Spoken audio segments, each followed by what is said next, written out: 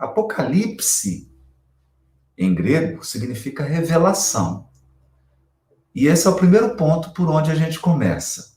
Então, Apocalipse não tem a ver com destruição. Apocalipse não tem a ver com eventos extraordinários que impliquem em explosões, terremotos, maremotos. Então, esse é um elemento que foi agregado ao livro Apocalipse, à palavra Apocalipse, e muito explorado, inclusive, pela indústria cinematográfica. Então, nós temos muitos filmes que retratam esse aspecto, mas isso não tem nada a ver com o livro. O livro, Apocalipse, quer dizer uma revelação. E já no início do livro, o autor de Apocalipse, João, em Patmos, né, ditando ali as suas visões, a sua experiência espiritual, ele já deixa claro quem revelou. O revelador aqui é o Cristo. Ele faz referência expressa ao Cordeiro, a Jesus, como aquele que está revelando o conteúdo do livro. Então, isso é importante, é uma revelação. Só para a gente começar a definir bem o conceito e fugir de algumas falsas ideias sobre o livro Apocalipse. Não vamos esperar aqui catástrofes, elementos que firam a lei natural, fatos miraculosos que estejam à margem da natureza, nada disso. O livro não trata disso. O livro, então, se vincula à tradição do povo hebreu das revelações proféticas. Nós temos que compreender que a vida do povo hebreu, como uma vida de qualquer comunidade, ela se desdobra em vários elementos, nos seus aspectos econômicos, políticos, religiosos, da religião institucional, mas eles tinham também uma vertente espiritual muito forte, que era a vertente profética. O profeta, então, é aquele intermediário, aquele que capta as informações da vida espiritual, adaptam à linguagem da comunidade com a qual ele está dialogando e, portanto, trazem uma mensagem que faça sentido, que explique a vida das pessoas. Então, não é uma coisa mística que não tenha nenhuma relação com a vida cotidiana das pessoas. Esse é o profeta. O Apocalipse de João, portanto, ele está conectado à tradição profética do povo hebreu. Então, essas são as primeiras coisas que a gente gostaria de dizer para a gente situar a obra no local que é devido, né? O local que pertence a essa obra. Como todo livro, a primeira pergunta que nós temos que fazer é qual o estilo literário do livro. Qual o estilo literário? Eu não posso abrir uma obra poética, um livro de poemas de Carlos Drummond de Andrade, de Adélia Prado, e ler da mesma maneira que eu leio Grandes Sertões Veredas, do Guimarães Rosa, ou como eu leio uma outra obra. Então, eu preciso entender qual o estilo literário. E na Bíblia, que é uma coletânea de livros, nós temos vários estilos literários. Nós temos poesia, temos o estilo literário poético, nós temos o estilo literário histórico, nós temos o estilo literário simbólico, de parábolas, e temos um estilo muito peculiar, que é o estilo apocalíptico. Então, talvez essa seja a mais importante informação dessa manhã. Apocalipse não é o único Apocalipse que existia à época de João Evangelista. Então, João Evangelista, o apóstolo de Jesus, ele conhecia dezenas de apocalipses, dezenas de livros hebreus escritos no estilo apocalíptico.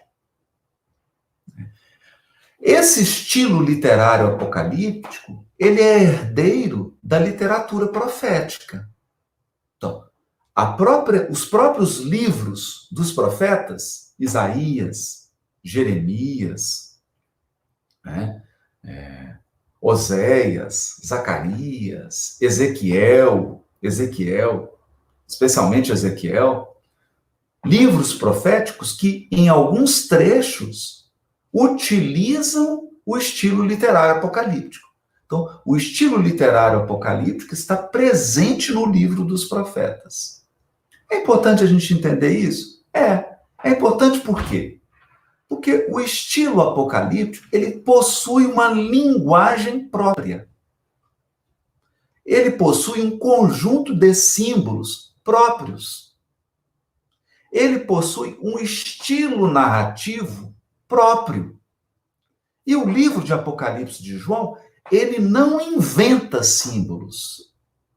Os símbolos que estão aqui já existiam nos livros apocalípticos. Então, João utiliza esses símbolos, ele utiliza a forma narrativa, ele escreve no estilo literário apocalíptico. É isso que é importante. Porque senão eu corro o risco de abrir o Apocalipse de João e acreditando que o João criou tudo isso aqui, que nada disso aqui existia. Foi João quem criou todos esses símbolos, toda essa linguagem. Não foi. Não foi. Não foi. Nós temos, antes de João, no período chamado literatura intertestamentária, que depois do último profeta Zacarias até o Novo Testamento, nós temos aí mais ou menos 200 anos. Esses 200 anos do povo hebreu, você não ouve falar de nenhum profeta, você não ouve falar de nenhum rei, não ouve falar de acontecimentos tão impactantes quanto os que estão registrados anteriormente a esse período. Mas nós temos o quê? Uma vasta literatura apocalíptica. Então, nesses 200 anos que precederam a vinda de Jesus, o povo hebreu produziu Apocalipse, mais de 100. Muitos apocalipses, muitos livros apocalípticos. E é claro, o João, evangelista, mergulhou nesse universo. Ele leu muito desses livros. Ele conhecia essa literatura e ele utiliza as técnicas literárias desses livros. Ele repete os símbolos desses livros, como nós vamos ver aqui daqui a pouquinho. Então, não leia Apocalipse achando que isso aqui é uma coisa original, que tudo aqui é novo, porque não é.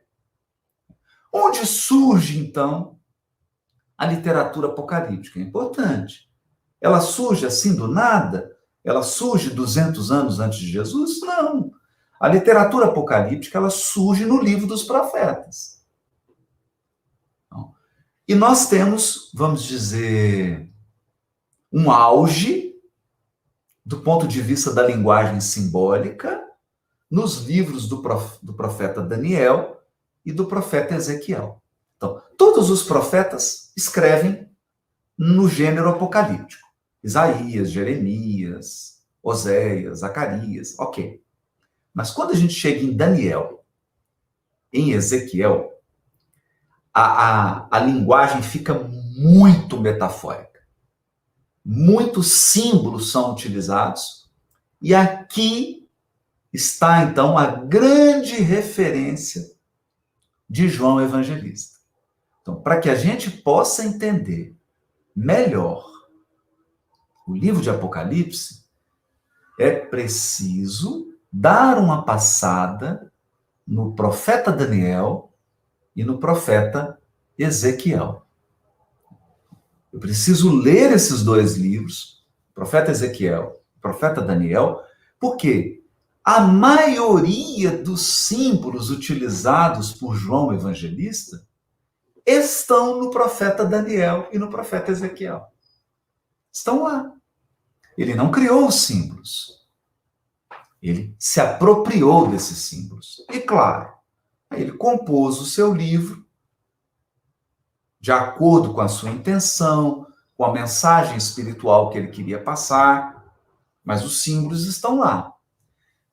Aí alguém deve estar se perguntando, mas Haroldo, por que você está dizendo isso? Eu estou dizendo isso porque a maioria das pessoas, eles abrem o livro de Apocalipse e querem dar uma interpretação subjetiva aos símbolos que estão aqui. Uma interpretação aleatória. Ah, eu acho que a trombeta é isso. Só que o símbolo trombeta, que na verdade não é trombeta, é um chifre, é chofar, é como se fosse um berrante, né? É o chifre do carneiro que era tocado no Ano Novo Judaico para instaurar o Yom Kippur. Esse símbolo, ele já era utilizado há séculos. Eu não posso chegar agora, abrir o livro e querer dar uma interpretação subjetiva e personalista a um símbolo que tem mais de 2000 anos. A um símbolo que foi construído na literatura apocalíptica. Então eu faço uma leitura completamente arbitrária. E aí o que vai acontecer? A minha interpretação não vai fechar. A minha interpretação vai ficar incoerente. Ela vai ficar fantasiosa. E muitas vezes mística. Mística no sentido pejorativo, né? No sentido de ingênua, de uma espiritualidade ingênua, imatura, né? Com mais palavrório do que conteúdo. Então é preciso tomar cuidado com isso. Preciso voltar na cultura e ler o livro dentro do seu contexto. Esse é o primeiro ponto. Então, fechamos essa parte, vamos para uma segunda parte. A noção de tempo. A noção de tempo. Então, aqui nós vamos tomar muito cuidado. Porque eu já vi muito, e isso é o que a gente mais vê. Quase todo mundo que escreveu sobre Apocalipse cometeu esse pequeno erro. A pessoa abre lá um capítulo, abre lá no capítulo 12, o capítulo 13 e fala assim, esse capítulo está descrevendo a Segunda Guerra Mundial. Cuidado com isso. Muito cuidado com isso. E tenha cuidado com isso. Porque o livro Apocalipse está descrevendo infinitamente mais do que acontecimentos específicos. O livro de Apocalipse não está descrevendo fatos históricos. Apenas. Nós vamos ver aqui como é que isso é interessante. Então eu preciso, para não cometer esse erro, entender qual a noção de tempo no livro Apocalipse. Então vamos examinar um pouquinho. Nós temos várias concepções de tempo. Eu posso imaginar o tempo, nós temos, por exemplo, o tempo agrícola. Como é que o agricultor vê o tempo? O agricultor lida com o tempo segunda, terça, quarta? Não. O agricultor lida com o tempo assim, época de chuva, época de seca, época de plantio, época da colheita. Então, quando chega a época da colheita, não tem sábado, domingo, feriado. Época da colheita é época da colheita.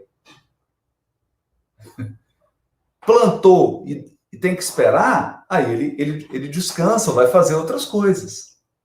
Então, o tempo do agricultor não é o tempo do calendário. O tempo do agricultor é o tempo dos ciclos naturais. Olha que interessante. É mais ou menos como o tempo do pescador. A hora do pescador, ele não pensa assim, hoje é dia tal, hoje é dia 23 de agosto de 2020, 10h25 da manhã. Não. Ele pensa, hoje é lua nova, lua cheia, maré alta, maré baixa. Olha que interessante. Verão, inverno. Por quê? Porque isso afeta a relação dele com o mar, com os peixes. A relação dele com o rio, com os peixes. Então, é um tempo que é vivido na perspectiva dos ciclos naturais. Não é? Eu posso imaginar, né, os historiadores chamam a atenção para o tempo do mercador. Quando nós começamos a viver em pequenos burgos, pequenas cidades, não é? E começou-se a intensificar o comércio, eu começo a ter o tempo do mercador. É o tempo do comércio. A hora que o comércio abre, a hora que o comércio fecha, aí começam a vir as expressões, tempo é dinheiro, né? Vem daí. Então, o tempo do mercador é outro. É diferente do tempo do agricultor. O tempo do mercador é o tempo, chegou a mercadoria, acabou a mercadoria, horário de abrir, horário de fechar. Nós estamos sentindo isso aí agora. Né?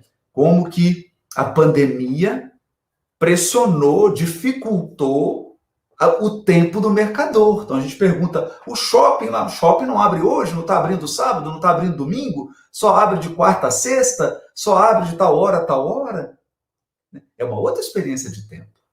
Né? Eu posso comprar, não posso comprar? Supermercado abre, supermercado não abre? O que está aberto?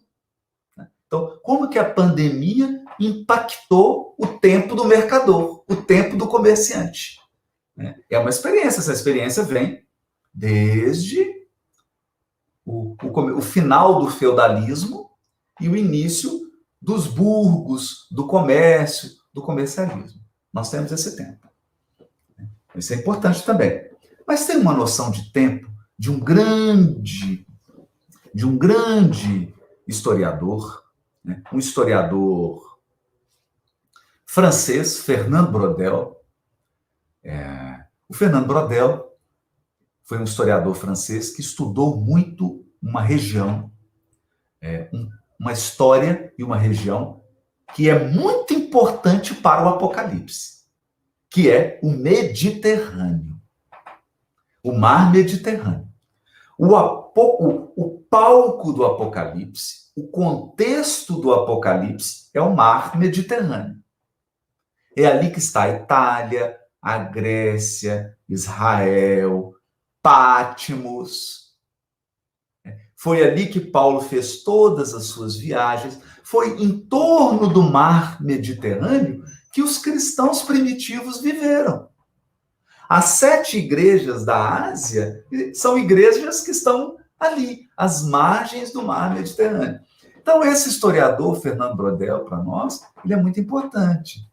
E o Fernand Braudel, ele fala do tempo como longa duração. O que ele está querendo dizer com isso? Longa duração são mentalidades, estruturas sociais, costumes, crenças que perpassam o século, os séculos. Os séculos. Então, por exemplo, eu posso pensar na escravidão. A escravidão, quando eu penso na escravidão não é uma coisa de ontem, de 100 anos atrás. A escravidão é algo que dura milênios. Ela é algo que perpassa os calendários. Então, é um evento de longa duração. Quando eu penso no comércio, não importa como que você defina. Qualquer tipo de troca. Eu tenho algo e quero obter algo. Como é que eu troco? Não importa que nome que vai dar para isso. Se é escambo, se é compra, não interessa. Isso é algo que perpassa os séculos. Então, é importante, né? Porque são acontecimentos históricos, acontecimentos, instituições, comportamentos e hábitos humanos que atravessam os séculos. E é esse o conceito de tempo do Apocalipse de João. aliás, do Apocalipse como um todo. Então, o Apocalipse, ele trata desses elementos de longa duração. De longa duração. Ele não está descrevendo acontecimentos de 1940, de 1600, de 1200, do ano 300. Não. Ele está descrevendo fatos que duram milênios, que perpassam séculos, séculos antes de João e séculos depois de João. Então, esqueça a noção de calendário. Porque o nosso calendário, que é o calendário gregoriano, é o calendário do Papa Gregório. Esse negócio de segunda-feira, terça-feira, quarta-feira, essa estrutura do ano, isso não existia na época do João Evangelista. O calendário que existia para o João Evangelista era o calendário romano. Então ele estava ali mais ou menos 760 e poucos, 770, da fundação do Império Romano, porque o calendário romano começava com a fundação de Roma. Então, João estava ali mais de 700 anos depois da fundação de Roma. Mas ele não usava esse calendário. O calendário dele era o judaico. Então, o tempo do Apocalipse, esse é um erro gravíssimo que as pessoas cometem quando vão interpretar o Apocalipse. Eles acreditam que o tempo do Apocalipse é o tempo do calendário gregoriano. É o tempo do calendário. Não é. O tempo do Apocalipse é outro. O tempo do Apocalipse é esse tempo do Brodel, que é o tempo das longas durações. Ele está descrevendo coisas que duram milênios. Então, ele está descrevendo o desenvolvimento de coisas que perpassam séculos. Séculos antes de Jesus e séculos depois. São fenômenos de longa duração. Então, é outra visão de tempo. E nós precisamos entrar nisso.